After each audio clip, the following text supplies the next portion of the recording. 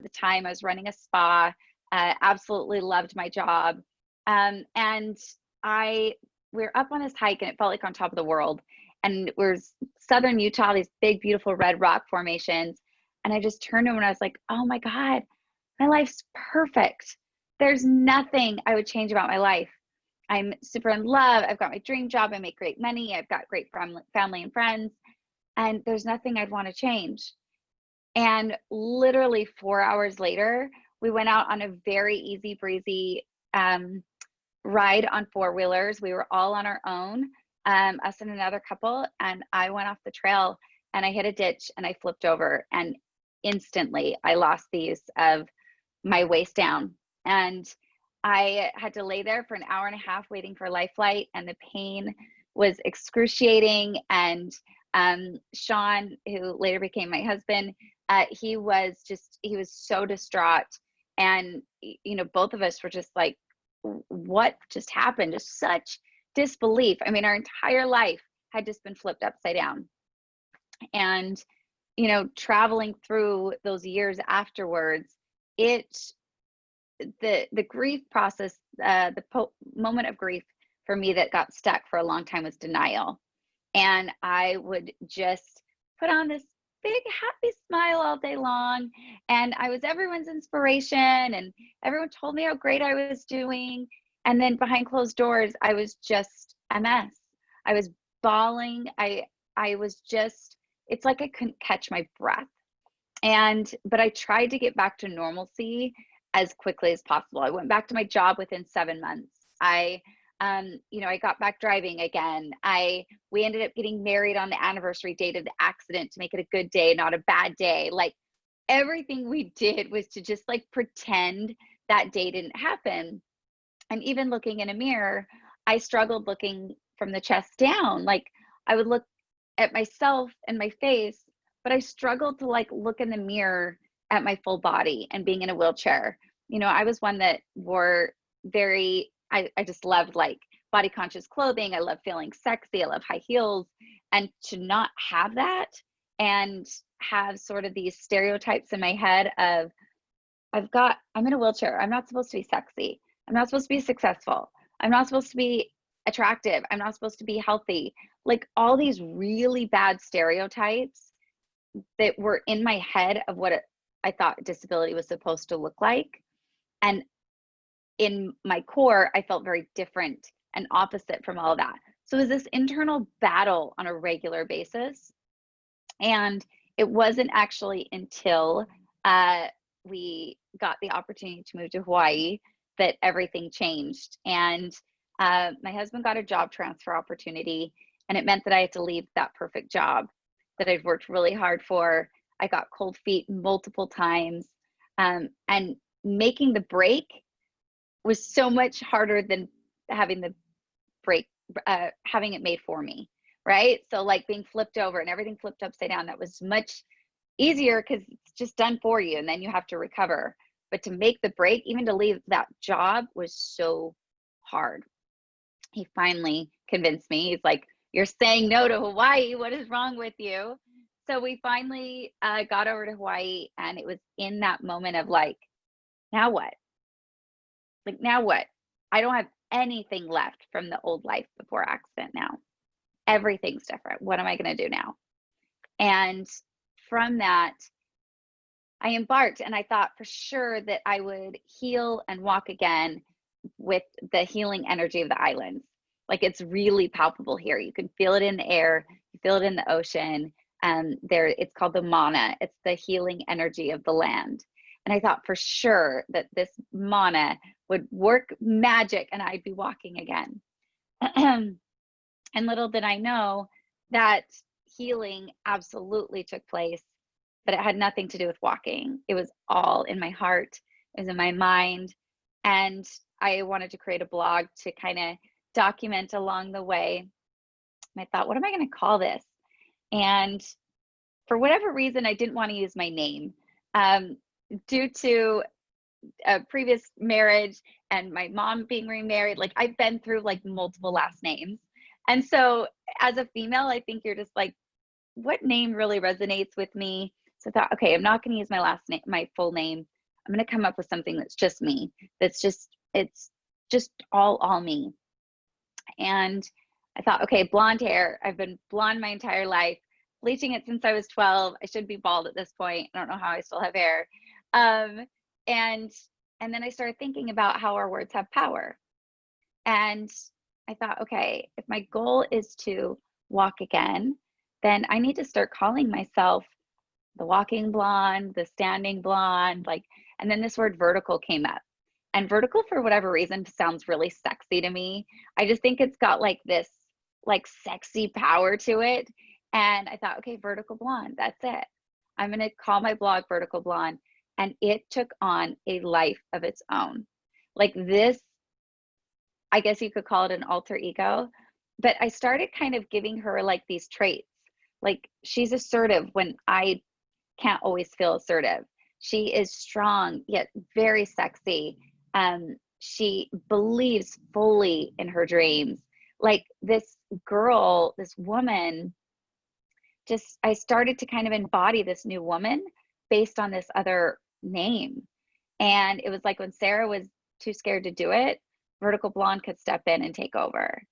And so, and then it kind of became this mindset, this vertical mindset and living vertically. And I was like, yes, like it is rising above, like it is taking a totally seemingly disabling circumstance, which is becoming paralyzed.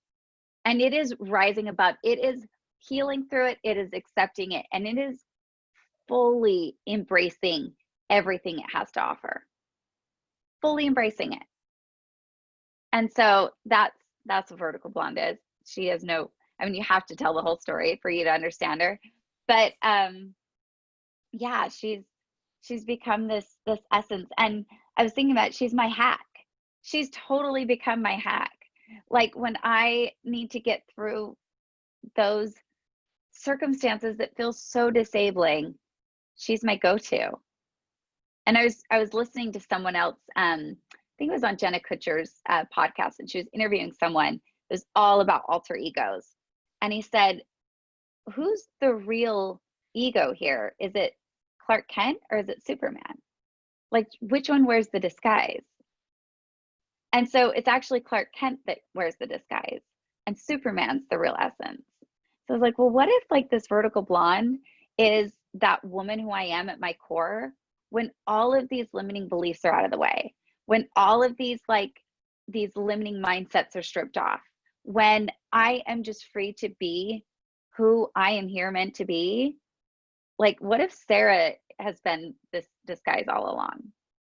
So I get really excited about stuff like this. Oh, Jen Ferris. So I just get so excited when I talk about it because it gets me jazzed up. And I think that people can really, really use those moments to kind of think of, if all of these fears were off the table, like, who am I here to be? Like, if I get those disguises off the table, who am I really here to be? I love that. Thank you so much for sharing your wonderful story so open-heartedly. And wow, I kept making notes because there's so many different things that I want to pick on. And just the first thing is acknowledging. It's acknowledging you for, going through those moments and being vulnerable enough to share that with us, knowing that it is going to inspire us to also overcome that. And we have hi Gina on Facebook saying, so inspiring, very inspiring, Sarah. And Jen, love my sister, Miss Hawaii. And you are so inspiring. So thank you. I want to acknowledge you and what you're doing and sharing, just the simple fact of sharing. And I love that hack, right? That alter ego hack. And there was something that I want to touch on that you said. And please, before I say that, I ask you this question. If you are online, you have on the Zoom call, you have this Q&A button at the end. Please ask your questions for Sarah. Any challenges you're going through, any things that you're curious that you'd like her to cover, please go in on the Q&A or just add on comment on a chat room, as well as on Facebook. If you would like, just share your comments, any questions that you may have. We're here to support you. Now, I think the thing that I would like to touch on, Sarah, well, I know there's a bit delay on the video, so until questions come in, you mentioned like sometimes you need the change to happen for you and not you creating the change, the shift, right? And so you had this accident, and it sounds like what you were saying, that it had to happen for you to realize certain things. Can you just elaborate? We were talking offline before this call, and you had mentioned something similar, and I really want you to like go deeper on that. Absolutely. Well, if you think about the day of the accident, I said my life was perfect, but in essence, my life was really easy. I got the job that I wanted. Yes, I worked hard for it, but it was still easy. Like things had always lined up for me. And I do not think that we can have any growth, any strength, any resilience without resistance. Like it's resistance training. Like to build the muscle, you have to have the resistance. You have to. And I hadn't had much resistance. Like I had perhaps like the divorce of my parents. That was something that I had to build resilience. And honestly, I believe that's where my finding the bright side came from.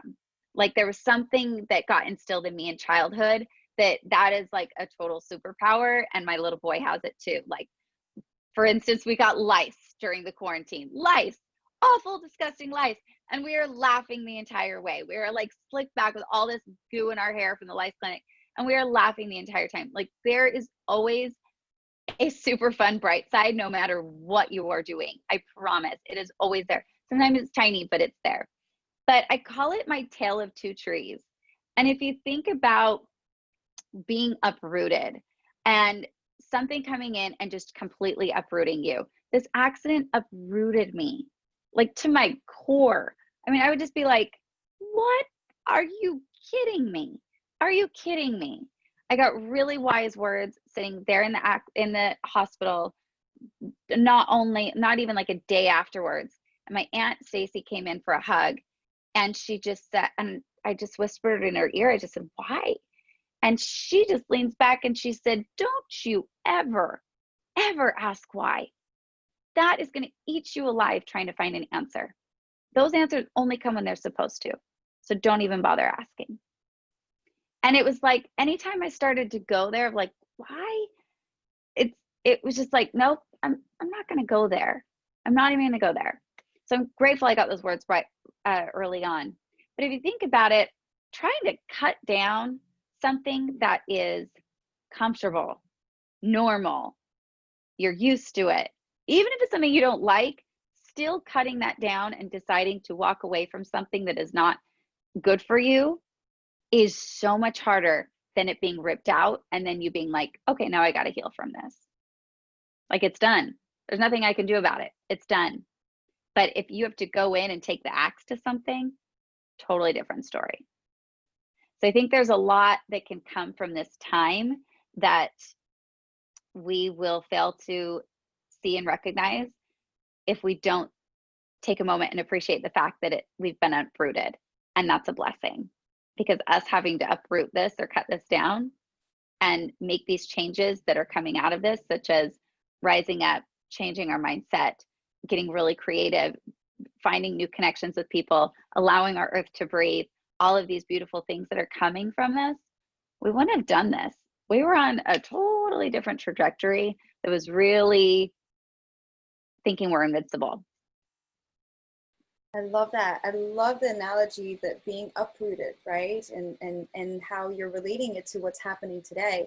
And there are two paths. There's a path of recognizing and sticking to the why. Why is this happening to me right now? And this is such, it tunes into Mankind's mission, where we're really here to dispel fear and misinformation and to really create that shift. And Peter, our founder, always talks about how we're, focus on the things you can change. There are certain things you cannot change. They're certain. It's not an uncertain time. It's certain. Things are different. Things will be different. And being able to focus on those things that you can change. And so that's so beautiful that you were able to create that shift. And so what would you say helped you right? Because you mentioned there were moments where you cried and you always had this strong, you showed up strong and everybody around you, and you had this like, you show up like, yeah, I'm fine, when really it wasn't that great. Yeah. So how did you keep shifting? How did you keep shifting? What are your hacks around that? Because that's something that we could use with any, because we're talking about disability physically, but really so many of us we're disabled, not physically, it's all in our head a lot of times, right? I agree. And I do think that everybody's got a disability. I think everyone's got something that has the potential to disable them, right? And I think the one person that has had the most impact on me has been my therapist. I have not missed an appointment for almost 2.5 years. Every single Friday, like that, I'm still virtually meeting with her. And good weeks, bad weeks, it doesn't matter. She has taught me a beautiful prayer that I have actually even expanded on. But she says, "Thank you for the seemingly good, and thank you for the seemingly bad. For in this moment, I do not know the difference." We have no idea what bad and good will lead to. My accident gave me everything I've ever wanted. Everything. It gave me strength that is bigger than I could have ever imagined. It gave me the ability to parent differently. It gave me the ability to find a purpose in my life. I always knew that I felt a very distinct calling in me that I needed to be on a stage, on a screen in some way. And I had nothing to talk about, nothing to talk about. Now I've got such a purpose and such a reason to be on a stage and be on a screen. And I know that now, and it has nothing about an ego. It has to do with the fact that I truly feel like I found a way to find purpose in even the most disabling times. And so I call them seemingly disabling circumstances, like SDCs. Like, this is very seemingly disabling what we're going through right now. And it's through those moments where we're going to find more about ourselves than we could have ever imagined. So my therapist has really helped me. And then, I've also asked her, I said, well, what about these? I mean, yes, I get it, but like, some things are really, really bad. She's worked with a lot of children that have had emotional and physical abuse. And I'm like, how do you even frame that? Like, what is the reasoning behind some of this stuff? And to me, that seems way more disabling than the fact that I'm in a wheelchair. I'm still extremely mobile. I can drive, I can go do anything I want. But to have something emotionally inside of you that I think a lot of people are out there holding something in their heart that is disabling them, yet they have to go on every day and put on the brave face and the smile and get through life. To me, that seems way harder. And so she says, I think that if we can back up enough, not just like history wise, but back up to see the big picture, we realize that it's perfectly choreographed dance. And that it's only through going through those things that we build the resistance and the strength. And it's only going through those things that we're able to then help other people. I think of someone that has, I go to a Codependence Anonymous group, I go to CODA meetings, and I love them. I love support groups. I think they're phenomenal. I think you can learn so much by hearing other people's story in such a safe space where you know that it's nothing else is shared and it's beautiful. But the people that are the best counselors in there for addiction are the ones that have been through the deepest throes of it themselves. You can't help another until you can do it from a place of knowing and experience. I love that. Thank you so much for sharing. And I love that prayer. I really do. I think we can all use it. 100%. We can all use it. And Jen has a question. Thank you so much for your question. More like a request. Jen's asking if you could talk about your experience around pregnancy and childbirth. She loves the story and the realness of it. So now I'm really curious. I say, I don't know what everyone is complaining about childbirth. It was the easiest thing ever. No, if you're having paraplegia, I cannot feel from the waist down. So when I got pregnant, we were going to be like, okay, how am I going to know when I'm going into labor? And so the doctor was really great. You know, he said, and he'd worked with someone before that had my same circumstances. He said, it's going to feel like a tightness, you know, and your stomach's going to feel really hard, like a basketball, you know, and it's going to feel really hard. And 7 months in, I actually had broken my femur. I was transferring from the toilet to from my chair to the toilet. My chair went out from under me. My leg got caught and I snapped my leg in half. And I had to like drag myself to the phone. Oh my gosh, it was such a whirlwind. And I couldn't feel the pain, but I could tell that my baby was in distress. And so we got to the ER and they said, you're actually going into labor. You're far enough along that we're not going to stop it, but we're going to monitor it and we're going to try and slow it down just a little bit. And so I was in there for 3 days, hooked up to a monitor, listening to nothing but the steady heartbeat of my little boy. Talk about magic. Talk about a seemingly disabling circumstance being the biggest blessing. Just listening to that heartbeat and then knowing they're like, okay, feel that? That's what labor is going to feel like. So I'm like, okay, now I know. So luckily he stayed in there. He kept cooking away. And then he still came a little early, 5 weeks out. I wake up at 3 o'clock in the morning. It was 3:07. And I'm like, honey, like my body's feeling tight. Like something's feeling off. And you know, husbands, he's like fast asleep. He's like, doesn't feel like a basketball, go back to bed. I'm like, no, like get up. So he gets up, turns on the light. My water had already broken. We're like, oh my God, we gotta get going. And so in his mind, he thought he was going to be there for like 24 hours, days. You know, he's like packing the iPad and a pillow. And I'm like, you don't get it. This baby's like on his way. So we rushed over to the hospital. I'll never forget Aerosmith's Angel was playing on the radio. It's like just such a fun moment. And we get there and the nurse checks me and her eyes like pop out of her head. She's like, I just like touched his hair. I'll be right back. Like your baby's like slipping out of here. And doctor came back in. My real doctor hadn't even left his driveway. And she's like, okay, push. And I pushed twice and my little boy literally slipped out of there. And it was insane. I was just like, really? Like that was it? You know, you have childbirth so much differently in your head after never gone through it again before. But yeah, I do like the story. And he came at 4:19. So I woke up at 3:07 and he was out at 4:19. So little gnarly Charlie, we call him. Little Wow. nar. That's a beautiful story. Thank you so much for asking that question, Jen. I love that. And how it sounds like you had a lot of faith. You had to have a lot of faith that it was going to work out and that it was going to be okay. Is that something that you commonly have? I think so. You know, that's a really good point that I haven't dwelled on a lot. That I think in my life in general, everything always had a way of working itself out. Like I said, things have kind of always been really easy. The problem that came up was that I had faith that then didn't come true. Like I thought for sure I'm walking out of the hospital.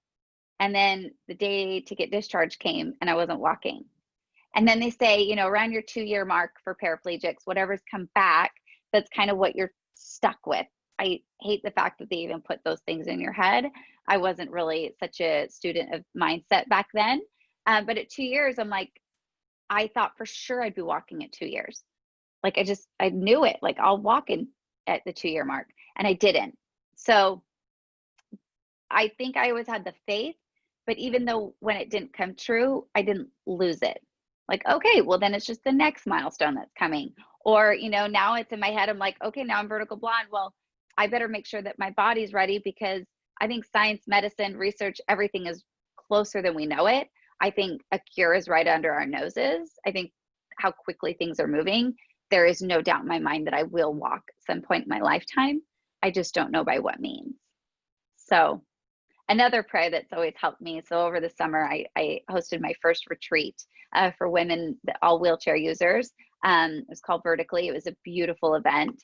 And to prepare for it, I constantly had to let go because I had no idea what I was doing. It was my first retreat I'd planned, and I would do something. I would actually physically do it, and I'd kind of hold up in my head, and I'd say, "Okay, I've got my vision, I see what it's going to look like, and now I'm going to let it go. I'm going to let the details fall into place because I don't know what those details are. I don't know how to do it yet. But if I have the vision and I know that enough in my heart, then I can trust that the details will fall into place, that the right person needs to hear it. So I need to talk about it more, that the right women will show up, that they need this right now. The right number of women will show up, right? I'm a very big dreamer. So I'm like 300 people, totally. There was 10 and it was perfect. It was absolutely perfect. So I think that we get really stuck on the details, and I think we need to get really stuck on how we want to feel and the vision of what we really want for our life, and kind of let those details go a little bit. I love that. Let go of the details and focus on the vision. So when we're talking about vision, what would be your vision? So, you know, a lot of us are all in quarantine around the world. And I guess the first part of my question is, how has that been for you? Has anything changed, and how are you handling it? How are you dealing with it, especially being a mom with a young one at home? And then the second part of the question is, what has been your advice to people in similar situation?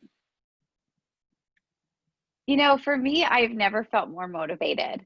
You know, I think that I saw a post that someone put up, and he says, you know, if you don't come out of this with that side hustle finally started, or the skill in place, if you don't come out of this with that, then it's not that you lacked the time, you lacked discipline.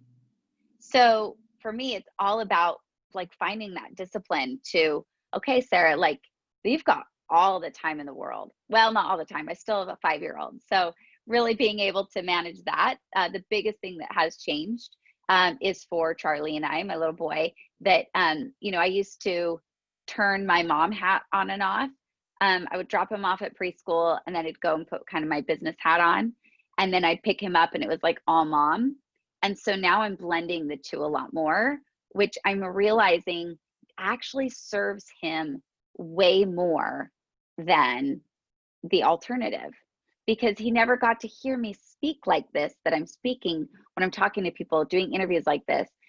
He doesn't get to hear those things when he's at school. He doesn't get to see mommy's work ethic. And I think that kids really learn by seeing. And as far as he's concerned, mommy was just one big play date. Like, we play hard, that he never really saw mom put her work hat on. So I think this is actually serving him too.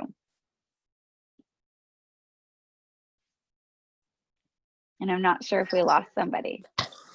I think we actually lost Jessica. Sarah, it's Peter. How are you? Hello, Peter.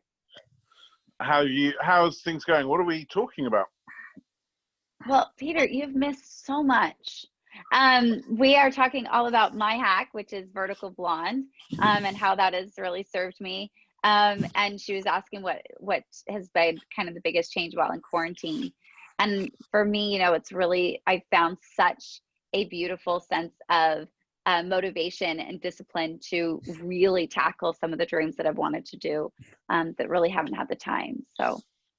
And then, yeah, and the more challenging side would obviously be having your child, having Charlie at home. Yes, and luckily he is with grandma right now. I was like, okay, and even my mom was like, for the first call, this needs to be good. Charlie should not be there. So we broke a little bit of quarantine law and took him to grandma's, because you saw him on our last call. It seems like as soon as I get on the phone, even though I say 1 hour, he's got something, that some traumatic experience has come up. You know, his Paw Patrol fell or something. So. Oh, mighty pups! Here we go. Yeah, I think we can all relate to that. I think Jessica's back with us, so I just wanted to jump in and say thank you so much. I didn't miss this. I've jumped in and out and seen little bits and bobs, and I'll be watching it later. And I think it's been amazing so far. Oh, good. I'm so grateful. Thank you again, Peter. Absolute pleasure. Right, I'm going to go and get my children into bed. Thanks, Sarah.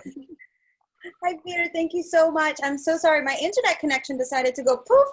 So I'm so glad. I was like, oh my goodness, I hope it didn't get disconnected, and it did not. So I'm so happy. No, we're good. Amazing. So thank you. I can see already, it's already 2:30 Eastern time. So we're coming to a wrap up. You were incredible. I want to remind everybody, next week, Sarah will be actually on Monday at 3 p.m. Eastern time, to make sure that you have the schedule. It's hard, even for myself, to keep the schedule in my head. And I talk about the schedule every single day, and I have it. So really what I recommend is that you head on over to www.hackmankind.com, and you will have the schedule emailed to you every single morning. So you won't miss a thing. And again, you don't need to connect to absolutely everything. We will be here for you when you need us, and we have a ton of content scheduled. Thank you so much, Sarah. Before I wrap up, I will give you some last words. Just for those who are watching us on Facebook and have not been to hackmankind.com, first 1,000 subscribers are free. And also we want to thank our frontline responders, our first line responders, nurses, EMTs, teachers, fire departments, and police departments. If you're a member of those, please hand on over. You have free access for life at any point. So regardless of those first 1,000 or not, we're so grateful for what you're currently doing and what you do for us. So we want to give back in any way, shape, or form that we can. So this is our little contribution to you. Thank you so much for watching. Thank you for being here. We'll see you, Sarah, again next week, Monday at 3 p.m. And before I wrap up, any final words, Sarah? Yeah, I think that, I talk a lot about motivation, having discipline for great big things and so forth. But at the end of the day, it's all about how we feel. And something that has really served me is that remembering that all feelings are welcome. Reminding ourselves to give patience and kindness to ourselves for the moments that we just want to bawl, or that we just want to scream, or whatever we need to get out, that welcome those feelings more so with a curiosity than getting kind of sucked into them, but knowing that all feelings are welcome. And it's easy for me to say what I'm saying now after already being through it. This is a moment of uproot. Okay. This is the moment where you're now looking at your whole life and saying, oh my gosh, what the heck is going on? These are the moments. Do not ask why. Those answers will come in the time that they will. For now, it is about loving, giving yourself patience, kindness, healing, and to travel through those moments of grief, because we are doing that. We're grieving a loss of what was. And then being mindful of, once things kind of get going again, what do you want to bring back? And what do you want to just go ahead and leave in the past? Thank you so much, Sarah. And I see that we have a couple more questions on the Q&A. So I will take a screenshot of these questions, and I promise you that we will answer them next week on our Monday call at 3 p.m. Eastern time. So head on over to www.hackmankind.com. Make sure you'll have access to the call, and you can ask even more questions. So thank you so much, Ken. Thank you, Jen, for those questions, and we will have them. All right. Thank you so much. Thank you, Sarah. So much. Such Have a pleasure. Live vertically, everyone. Aloha.